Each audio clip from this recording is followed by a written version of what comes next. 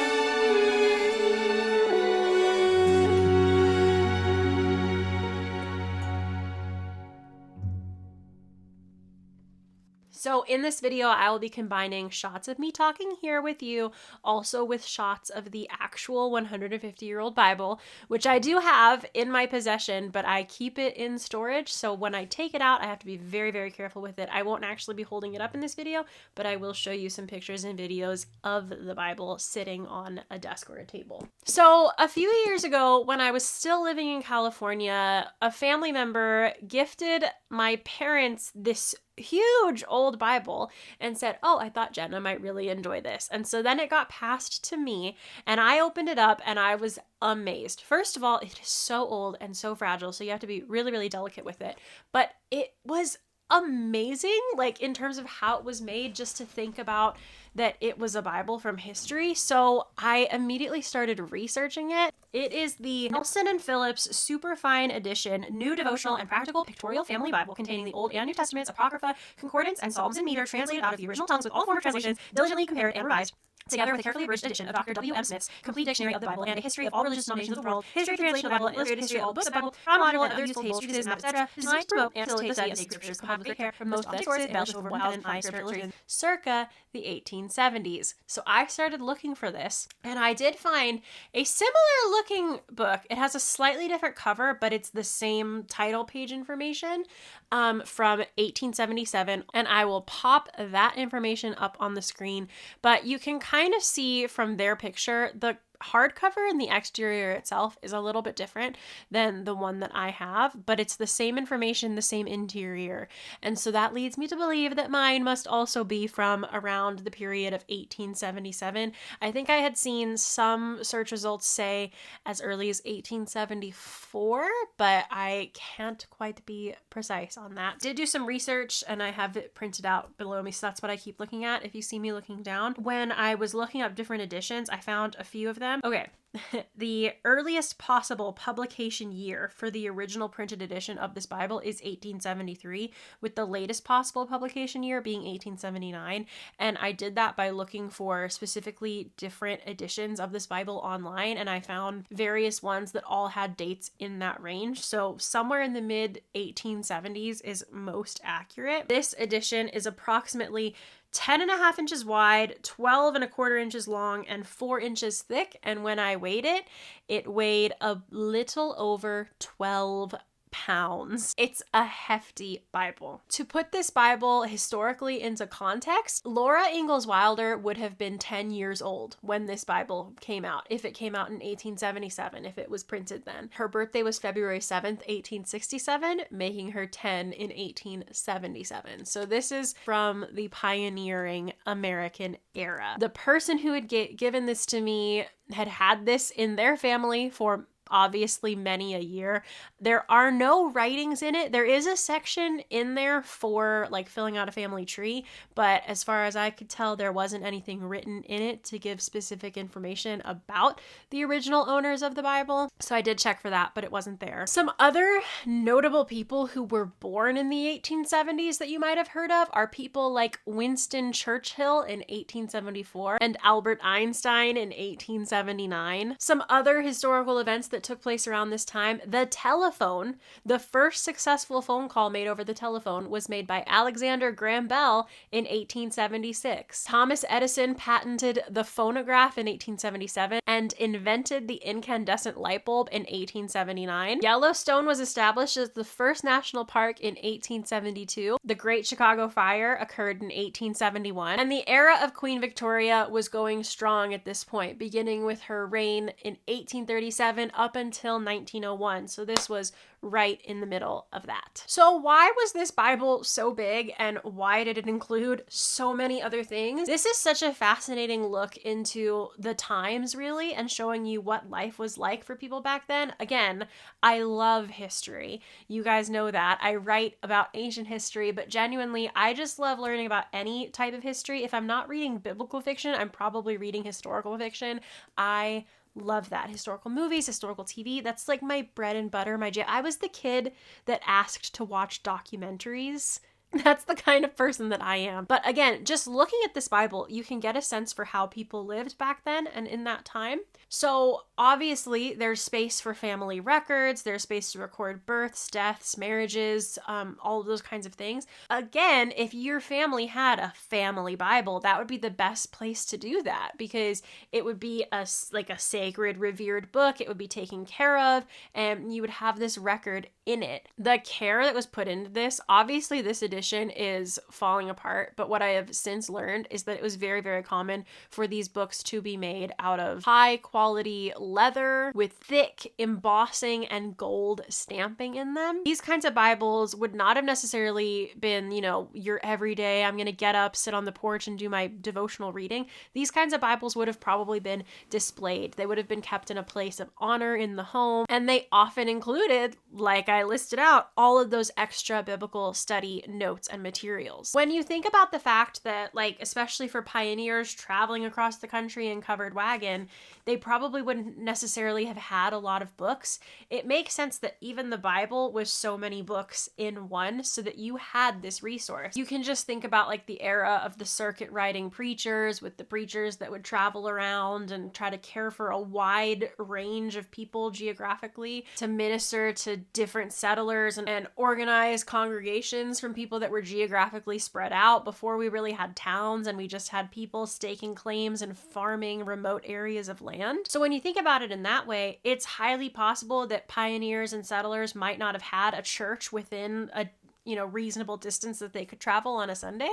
So for them, this Bible would probably serve as their church. If they couldn't make it to church, they would probably read from the Bible. If they didn't have a church nearby or a minister nearby and they had a question, they would probably look for it in this Bible. So it makes a lot of sense that there would be so much included in it, when there was likely, for many people in different parts of the country, in America at least, limited access to books, to resources, even to a minister or a reverend or a teacher or a preacher, or even a church building itself. So with that being said, when I acquired this Bible, I immediately sought out a good storage solution for it. And my storage solution is not necessarily perfect, but I do keep it in a box, in a closed box, in a dry area or the driest area of my home, so that it is preserved and it doesn't, continue to deteriorate, because as it happens, leather does deteriorate. And the pages themselves are very, very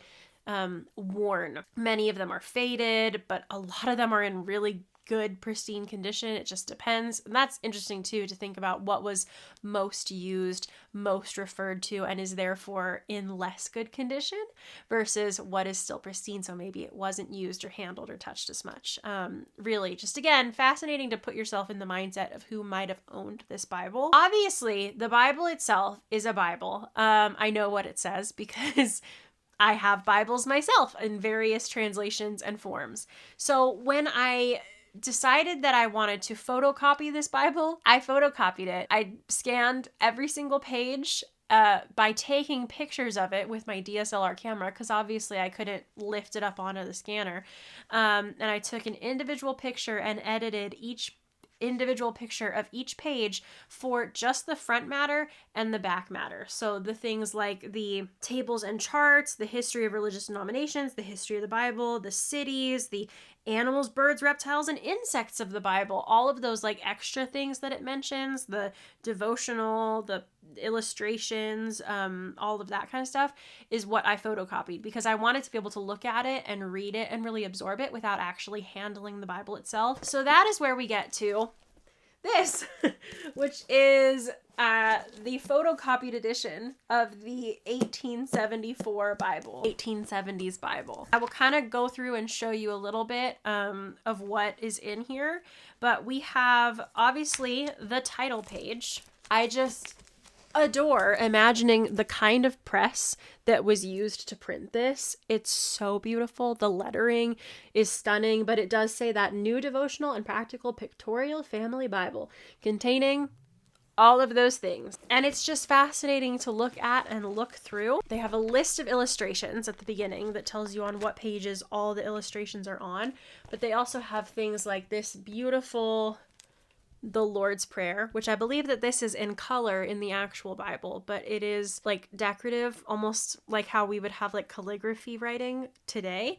But it's printed, of course, and it's just the Lord's Prayer. It has a history of the translation of the Bible, as well as a very detailed list and table of contents. But again, here are some of those illustrations, and you can just kind of see all the detailed line work. This is Babylon taken by Cyrus. So if you've read maybe like some of Tess Afshar's books, I know she talks about Babylon and Cyrus, so that might be really fascinating to you. On the back side of that page, we have a map of Palestine and the Holy Land. This one is an illustration of Elijah. They're all just illustrations, and mostly the same, but they're just interesting to look at. The detail is pretty stunning. Like, I'm always fascinated by just the line work in each one. And obviously I can't show you everything because this is like 400 pages of content, but it's just something that is fascinating to look at. This is probably one of my favorites, and it is an illustration of Christ healing the sick. And again, you can just see the details in the line work and the drawing of it that's really stunning and gorgeous. It also has a lot of timelines, and again, these are things that we still have today. You can go buy a chronological book of, or a chronological timeline of all these different things, but it's just interesting to see like how they wrote about things back then and how they, you know, designed everything. Then we get into the history of the Bible. And this is the part where some pages were missing. So I don't necessarily have the first page of that, but I have all the pages that are still remaining in the Bible at the moment. And you can see it is a comprehensive and critical history of the books of the Holy Bible compiled expressly for this edition. And it has a section for each book. So for instance, this is on the book of Esther, and you can see it has some writing to it and then also some illustrations, and each one is like that. So I won't go through every book of the Bible, but they all have a like summary type thing and then illustrations of the story. So for Esther, I can go ahead and read that one, but it says the book of Esther is one of the latest canonical books of the Old Testament, having been probably written late in the reign of Xerxes. So it basically explains like the history of how it was written, how they think it was acquired, and then there are loads more illustrations. And this is when, in my opinion, it starts getting to like the fun kind of stuff that I really like to look at, because this is when the illustrations switch from being like illustrations of the Bible to illustrations of things in biblical times as they believed they would have looked in the 1870s. Things like war chariots and I think like carriages. A woman of rank traveling in the east is what it has for that bottom illustration. It has illustrations like ancient sarcophagus from ancient Egypt, as well as the dress and jewelry and attire of ancient Egyptian women, ancient swords and armor. So they really were like thinking of everything. There is an entire section just on things from the time period and life of Christ. Something else that I really love to look at is the section on animals, birds, insects, and reptiles of the Bible. And it lists all the animals. It has illustrations of them. Complete gallery of plants from the Bible and from, I think, biblical lands. Illustrations of coins. And it just goes on, and then it turns into an illustrated dictionary. So there's just so many interesting things. It's so like fun for me to flip through. I have looked into trying to get these scans online to where other people can view and look at them, but I have thus been so far unsuccessful in doing so because being so huge, the file is immense and enormous and almost impossible to upload anywhere. I hope you enjoyed just that little bit of going through a 150-year-old Bible with me, or almost 150 years old, depending on exactly when it was printed. I think it's a fascinating look into the history of the time, and I hope you enjoyed this video. If you want to learn more information about me, I regularly read, review, and write books as well, so you can find all of that in the description box below. My name is Jenna Van Mourik, and I will see you guys in my next video. Bye!